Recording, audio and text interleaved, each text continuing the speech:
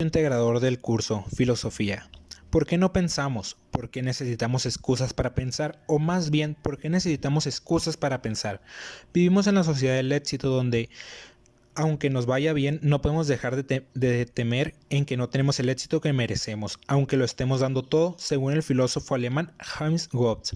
Sí que estamos pensando todo el tiempo, pero no necesariamente lo hacemos de un modo filosófico o reflexivo.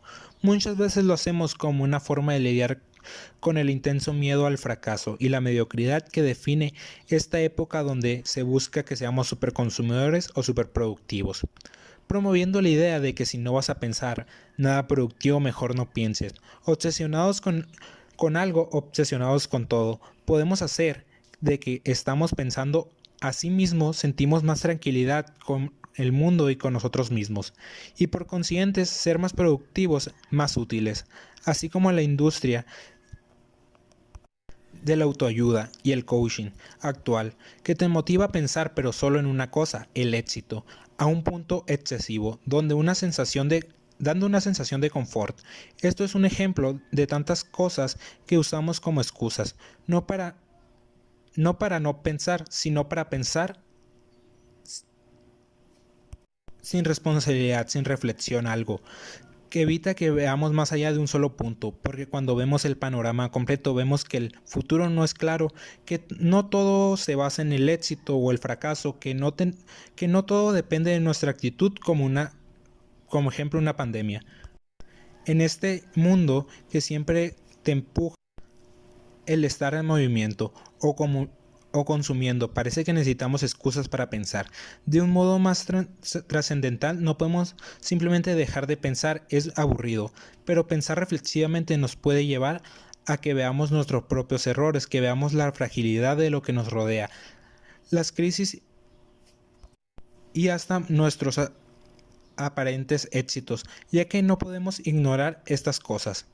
Por eso muchas personas están al pendiente de cosas que sí los dejan pensar, pero sin toda la molestia de pensar, como la autoayuda, el espiritualismo posmoderno, el narcisismo o simplemente la cantidad abrumadora de contenido disponible con preguntas que parecen importantes o que llevan a algún lugar. El punto es pensar, pero sin las consecuencias de pensar. No es que no pensemos, es que siempre hay algo para mantener ocupada el pensamiento. Es impactante pensar que para muchos su espacio para pensar es cuando no están siendo ocupados en algo, cuando viajan en el transporte público o van al baño, cuando van al supermercado o hacen tareas del hogar, y parece que pensar solo está ahí para rellenar un vacío de inactividad. No como algo que haces porque deseas hacerlo, sino porque no tienes más opción, así como temas intelectuales se adaptan a las modas porque si no a nadie le interesa, es porque como sociedad estamos haciendo un esfuerzo para evitar pensar reflexivamente, o aunque pensar reflexivamente sea todo lo parecido a no hacerlo. Desde un punto incómodo, los intelectuales como los divulgadores no son tan especiales, tan solo son personas que han logrado tener o conseguir la excusa de dedicarse a pensar en cosas trascendentales, o al menos fuera de lo cotidiano. Aún así, su excusa es tan mundana como la de los demás. Tienen condiciones, no son libres de solo pensar, ya que se somete a que tiene que ser consumible, entretenido, etc. Entiendo que para muchas personas no se sientan a pensar, ya que eso no va a pagar sus cuentas, eso le dará algo material o a cambio, o incluso hasta los criticarán, los llamarán inútiles, por solo estar ahí y no llegar con algo que vaya a generar dinero, fama, etc. Para la sociedad, la escuela es la única excusa válida para pensar. Irónicamente, las críticas a la escuela hablan de cómo ella nos pone a ver cosas que no son necesarias, útiles, cotidianas o entretenidas.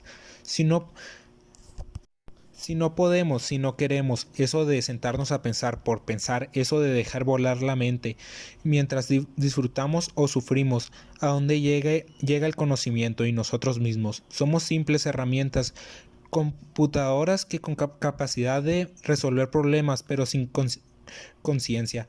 ¿Qué hay ¿Qué hay del juego, de la imaginación, del autodebate, de poner a prueba nuestros marcos de creencias, o simplemente mirar al cielo o al suelo y asombrarse por el simple hecho de existir? Así que, ¿cuáles son tus excusas para pensar?